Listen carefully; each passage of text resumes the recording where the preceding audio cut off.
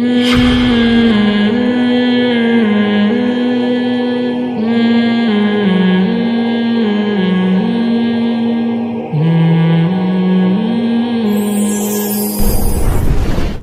تاریخ فلاں سیکنڈ.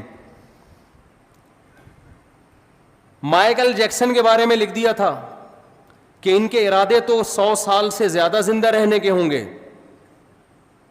یہ جراثیم سے ایسے بچیں گے جیسے ہماری حکومت کرپشن سے بچتی ہے. معذرت کے ساتھ الٹا ہو گیا.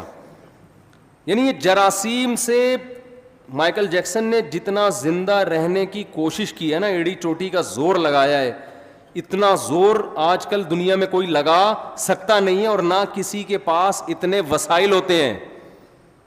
دیکھو میں اور آپ بھی زندہ رہنے کی کوشش کرتے ہیں. ہم کیا کر لیں گے؟ صبح تھوڑا سا جاگنگ کر لیں گے, کولیسٹرول لیول لپڈ پروفائل کا ٹیسٹ کروا لیں گے, بھائی اتنا کولیسٹرول ہے, ہارٹ بیٹ تھوڑی چیک کروا لیں گے. اس سے زیادہ تھوڑی کوشش. کھائیں گے تو وہی پراٹھے, وہی انڈے پراٹھے پھوڑیں گے, وہی گھی چربی اور وہی سب اوٹ پٹانگ چیزیں, گٹکے پان تمباکو سگریٹ. مرنے لگیں گے, تھوڑا چیک اپ کرائیں گے ڈاکٹر صاحب. اس سے زیادہ کوئی کوشش کرتا ہے ہم میں؟ لیکن مائیکل جیکسن نے جو کوشش کی تھی نا زندہ رہنے کی, وہ میں اور آپ کی سوچ جہاں ختم ہوتی ہے نا, مائیکل جیکسن کی زندہ رہنے کی خواہش وہاں سے شروع ہوتی تھی. انسان کے آرگن خراب ہونے کا خطرہ ہوتا ہے نا, کڈنی فیل ہونے کا خطرہ. اس نے کیا کیا تھا, کڈنی پہلے سے بک کرایا ہوا تھا. مثال کے طور پر ان کا کوئی 70 بھائی ہوں گے انگریزوں کے, فرض کرو انگریزوں کے کوئی 70 بھائی ہوں گے. اس نے 70 بھائی سے ایگریمنٹ کیا کہ اگر میرا کڈنی خراب ہوا تو فوراً آپ کو اپنا کڈنی مجھے ڈونیٹ کرنا ہے. اس کے منتھلی اتنے پیسے آپ کے اکاؤنٹ میں, لاکھوں روپے. کڈنی کو اس نے سیو کیا کہ اگر میرا, اول تو کڈنی خراب نہیں ہونے دے رہا, گردہ خراب نہیں ہونے دے رہا, لیکن یہ بھی کہ اگر میرا گردہ خراب ہوا تو یہ وسیم کی ذمہ داری ہے کہ وہ اپنا گردہ مجھے دے گا. وسیم بھائی بھی لاکھوں روپے مہینے کے کھا رہے ہیں کہ اس امید پہ کہ انشاءاللہ اس کا گردہ خراب ہونے والا نہیں ہے. وہ گھنے بن کے پھوڑ رہے ہیں. اگر وہ سچی مچی کے وسیم ہوتے ہیں نا, ہمارے والے 70 بھائی وسیم بھائی, یہ کردار ہیں, کیریکٹر ہیں. کوئی وسیم بھائی بیٹھے ہوں تو پیشگی معذرت, یہ تو کیریکٹر ہے نا. نارمل نام تو یہی ہوتے ہیں نا, 70 وسیم عدنان سمی, اس طرح کے نام ہوتے ہیں لوگوں کے.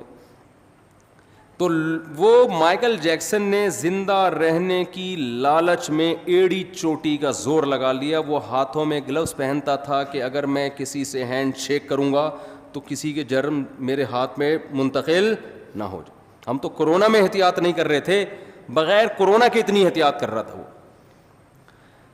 لیکن اسے یہ معلوم نہیں تھا کہ مائیکل جیکسن جب اپنی ماں کے پیٹ میں تھا تو فرشتے نے لکھ دیا تھا کہ اس کا ایک بہت بڑا پروگرام ہونے والا ہوگا جس میں اس کی کروڑوں روپے کی ارننگ ہونے کی امید ہوگی, کروڑوں روپے کے ٹکٹ فروغ ہوں گے.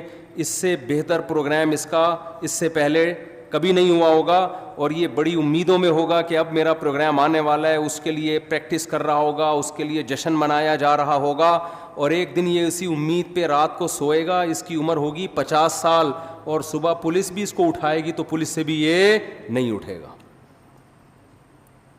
ظاہر ہے آپ کو پتہ ہے جب پولیس اٹھائے اور بندہ نہ اٹھے, یہ ممکن ہے؟ یہ جبھی ممکن ہے جب بندہ مر چکا ہو, ورنہ پولیس تو اچھوں کو اٹھا لیتی ہے. تو ایسا سویا مائیکل جیکسن 50 سال کی عمر میں کہ ہمارے یہاں گٹکے کھا کے لوگ 60 کراس کر لیتے ہیں, یہ نا جراثیم کو گلے لگا کے بھی 60-70 نکال لیتے ہیں.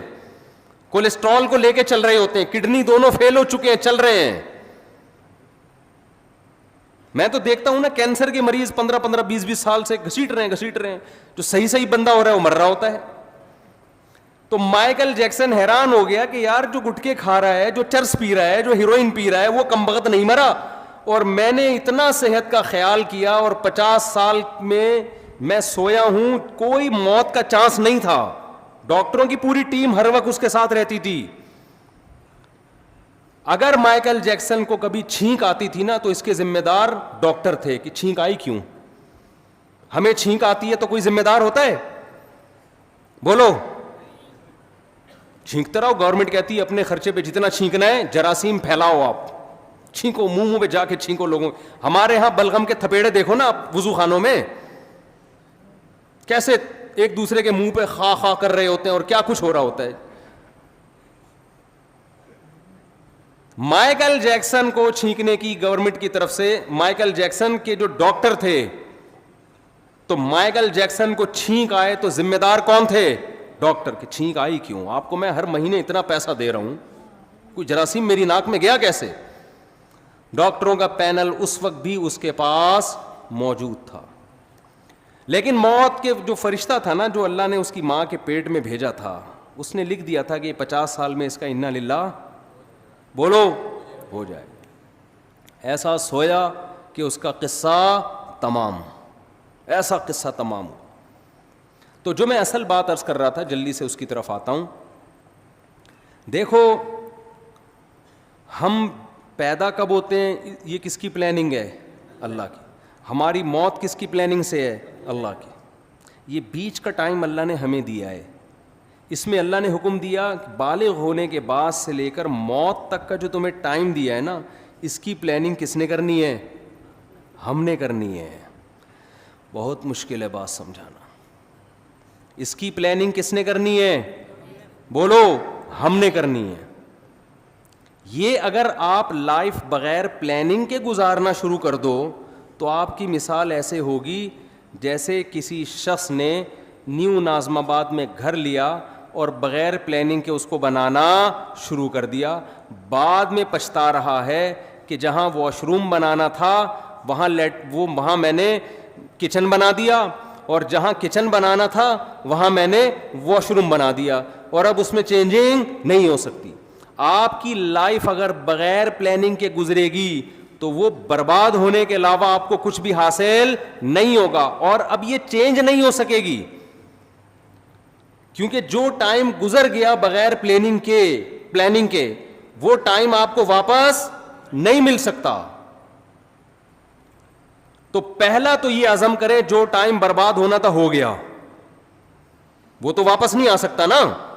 مثال کے طور پر اس نے بنا دیا, یہ کچن کی جگہ پہ بنا دیا واش روم کی جگہ کچن میں بنا دیا. بیگم سے کہے گا بیگم میرا پیسہ برباد ہو گیا, میرے پاس مزید پیسے نہیں ہیں, اب جو میں آئندہ جو کچھ کروں گا نا وہ پلاننگ سے کروں گا.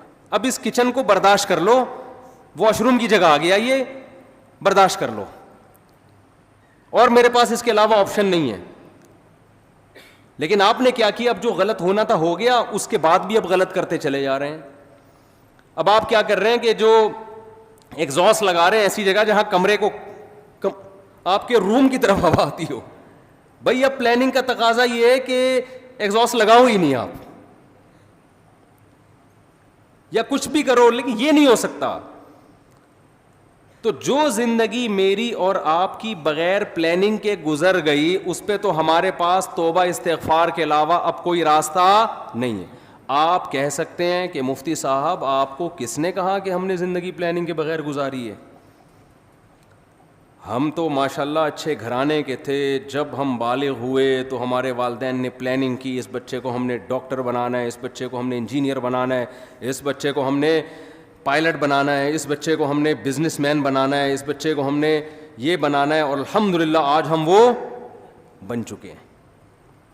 اول تو 99% لوگ ایسے بھی نہیں ہیں ہمارے معاشرے میں, 1% ایسے ہوں گے جن کے والدین نے پلاننگ کی اور انہوں نے بھی پلاننگ کر کے کچھ بن گئے. وہ 99% تو ایسے ہی چل رہے ہیں. تو خوب سمجھ لو, پلاننگ کا مطلب صرف پلاننگ نہیں ہے.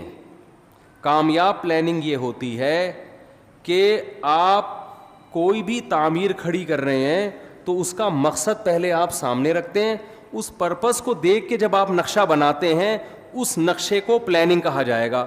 مثال کے طور پر آپ نے نیو ناظم آباد میں وائف کو خوش کرنے کے لیے پلاٹ خرید کے اس پہ گھر بنانا شروع کیا, لیکن گھر کی شکل کی جو آپ نے پلاننگ کی وہ کسی پرچون کی دکان کی لگ رہی ہے پلاننگ.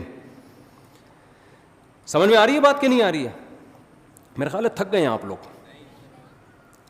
آپ نے گھر بنایا پلاننگ سے, بیگم کہہ رہی ہے یہ کیا ہے آپ کے, یہ بڑا سا ہال بنا دیا میں نے, بہت بڑا.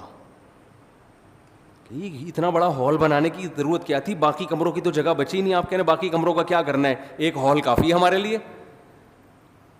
وہ کہے گی نہیں مجھے لگتا ہے آپ نے بغیر پلاننگ کے بنایا. آپ کہتے ہیں نہیں میں نے پلاننگ کی تھی, میں نے اس کی پلاننگ کی ہے کہ اس میں اگر کہیں بھی کسی کو گودام کی ضرورت پڑتی ہے نا تو سارا مال اس کمرے میں اتارے گا وہ.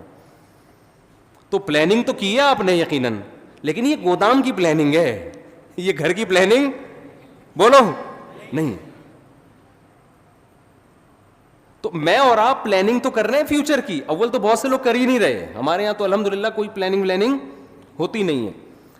زیادہ تر لوگ جو پلاننگ کر رہے ہیں نا اپنی زندگی کی, ان کو یہی نہیں پتا کہ ہماری زندگی کا مقصد کیا ہے.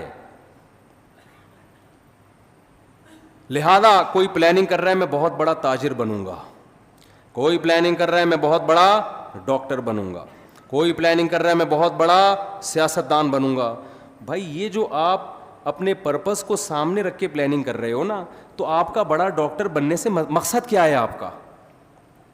بیگم کہے گی نہیں اتنا بڑا جو گودام آپ نے بنایا, اتنا بڑا کمرہ, آپ کا مقصد کیا ہے؟ آپ کہیں میں اس میں بورے لا کے رکھوں گا گندم کے, تو سر پکڑ کے بیٹھ جائے گی نا کہ یہ نیو نازم آباد آپ کو گودام بنانے کے لیے یہ بنایا بلڈر نے. گودام کی الگ جگہ ہوتی ہے بھائی, ٹرک اڈے جاؤ, ٹرک اسٹینڈ جاؤ, وہاں گودام خریدو. تو غلط پلاننگ کو پلاننگ بولو